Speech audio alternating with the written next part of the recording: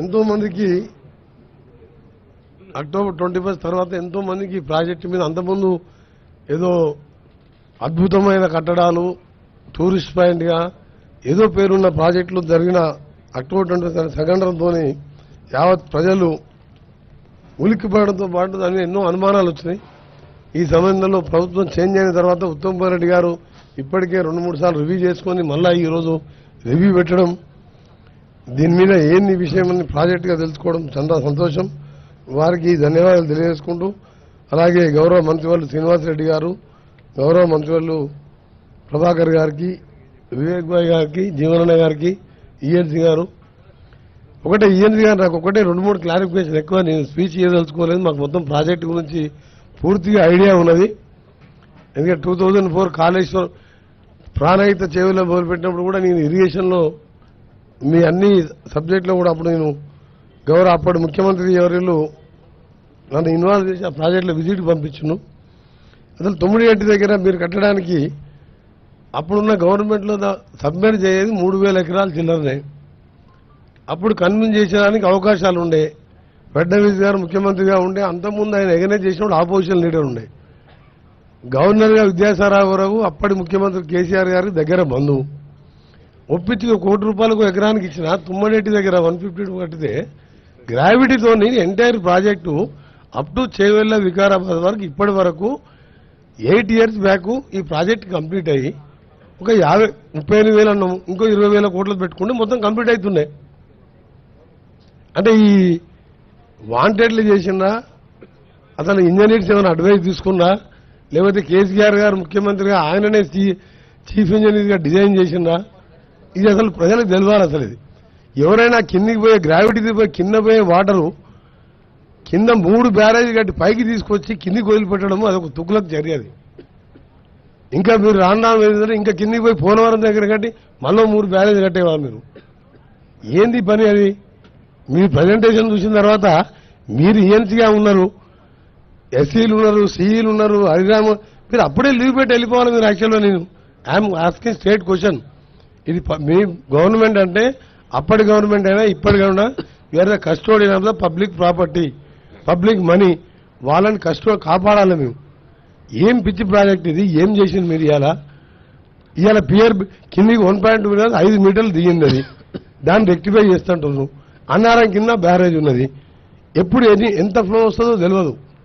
ఓ flow వచ్చి మొత్తం కొట్టుకుపోయిన తర్వాత ఎవడి భరించాలి ఇవన్నీ? రెండోది, అవసరం లేకుండా మీరు రిజర్వాయర్ పేరు మీద 3rd టీఎంసీ తీసుకొని ఎవరో కేసీఆర్ బంధువుకు మీరు అది కట్టిపెట్టి నామినేషన్ మీద, అంటే అండర్స్టాండింగ్ టెండర్ మీద, అది అవసరమే లేదు 3rd టీఎంసీ. ఆ రోజు కూడా నేను అసెంబ్లీలో చెప్పిన, ఇంత వేస్ట్ ఆఫ్ మనీ చేసి ఇవాళ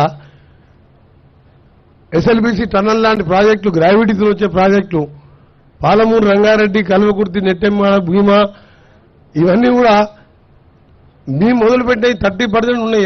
అలాగే 10,000 కోట్లు పెడితే అన్ని కంప్లీట్ అయ్యి ప్రాణాయిత కంప్లీట్ అయితే చేవెళ్లే వరకు నీళ్లు పోతాయి. ఇవాళ తెలంగాణ ఎక్కడ ఉంటుంది మనం? అందుకనే ఇప్పటికీ రిక్వెస్ట్ ఏంటంటే, మీరు ఈ ప్రజెంటేషన్స్ ఇవన్నీ కూడా మాకు తెలిసినాయే. టోటల్గా ఇంజనీరింగ్ డిపార్ట్మెంటు సీఎం ఉన్నా సరే తప్పని చెప్పాలి మీరు. దీంట్లో నా గౌరవ మంత్రి గారిని ఒకటే కోరుతున్నది, దీని మీద సరి అయిన ఎంక్వైరీ చేసుకొని అసలు మీరు తీసుకొచ్చిన పంపులు 21 పంపింగ్ స్టేషన్స్ ఏ కంపెనీకి వెళ్ళి తీసుకొచ్చిండ్రు? టోటల్ అసెంబ్ల్డ్ మోటార్స్, దాని వాల్యూ ఎంత? బిహెచ్ఎల్ మోటార్ మా ఉదయ సముద్రం ప్రాజెక్టులో ఏఎంఆర్పీలో నేను ఫస్ట్ 99లో ఎమ్మెల్యే ఉన్నప్పుడు ఫిట్ చేపిస్తే ఇప్పటికి రిపేర్ రాలే. అంతకుముందే 2 ఇయర్స్ ముందు ఉండేది. 25 ఇయర్స్లో ఒక్కసారి బ్రేక్ డౌన్ కానీ ఆ మోటార్స్ మీకు కూడా తెలుసు. మురళి ఈఎన్సీ గారు ఎప్పుడైనా ఫెయిల్ అయినా మోటార్స్, ఈ చెత్త మోటార్లు అసెంబ్లీ మోటార్ తీసుకొచ్చి 1,000 కోట్ల రూపాయల మోటార్ని 4,000 కోట్లు ఛార్జ్ చేసాం. డిఫరెంట్ కంపెనీస్, స్మాల్ కంపెనీస్కి వెళ్ళి తీసుకొచ్చి అసెంబ్లీ తీసుకొచ్చి ఫిట్ చేసాను. ఎంత బాధ అనిపిస్తుంది అంటే, మాకు ఇవాళ గవర్నమెంట్లో మీ గవర్నమెంట్ నుండి సెటరేట్ చేద్దామన్నా సెటరేట్ చేయలేని పరిస్థితి తీసుకొచ్చారు మీరు. అందుకని ఆనరబుల్ మినిస్టర్ రిక్వెస్ట్ చేసేది ఏంటంటే, ఈ ప్రాజెక్ట్ని ఎలా చేస్తారో, ఏం చేస్తారో, దీన్ని ఒక ఎక్స్పర్ట్ కమిటీతో పాటు ఈ మోటార్స్ కానీ దీని మీద కానీ సీరియస్ తీసుకొని ఈ ప్రాజెక్టుని పూర్తి చేయడం కాదు. మధ్యలో గౌరవల్లి ప్రాజెక్టు దాన్ని ఆపేసాను. అంటే అప్పటి ప్రాజెక్టు పూర్తి చేస్తే, ప్రాణహిత పూర్తి చేస్తే కాంగ్రెస్ ప్రభుత్వానికి పేరు వస్తుంది. గౌరవాన్ని పూర్తి చేస్తే ఇవన్నీ మంచి పద్ధతి కాదు. మీరు ఇంజనీర్స్గా మీరు అడ్వైజ్ చేయాలి. మీరు మీ మాట విన్నప్పుడు మీరు వెళ్ళిపోవాలి. మీరు అక్కడి నుంచి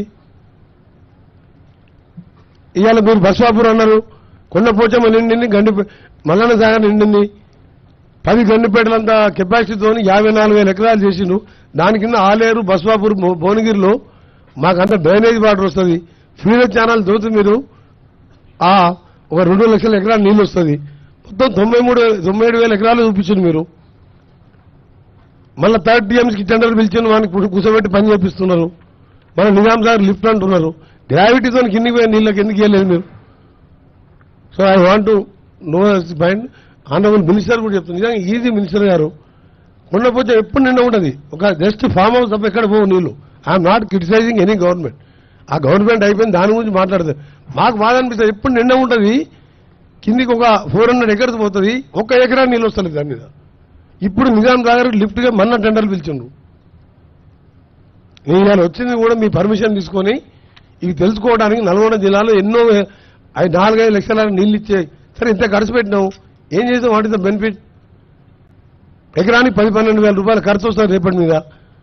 ఎకరానికి 12,000 మీద రైతు నువ్వు ఇన్వెస్ట్ చేసినప్పుడు ఆయనకు ఎంత రిటర్న్ వస్తున్నది? ఏం ఆలోచన నేను పనిచేసి దీన్ని సెటరేట్ చేయాలని గౌరవ మంత్రి గారు నా యొక్క రిక్వెస్ట్. దాంతోపాటు బస్వాపూర్ అండ్ ఆలేరుకు సంబంధించిన గన్నమల్ల రిజర్వాయర్, ఆ 2 ప్రాజెక్టుల నిన్న నీళ్లున్నాయి, ఎక్కడ పోతలేవు. అది నింపి పెడుతున్నారు, ఎక్సెస్ అయితే మళ్ళీ సముద్రంలో వదిలిపెడుతున్నారు. దాన్ని కూడా స్టార్ట్ చేసి కింద రిజర్వాయర్ నింపాలని request. Thank you very much. గౌరవ ఇరిగేషన్ శాఖ మంత్రులకు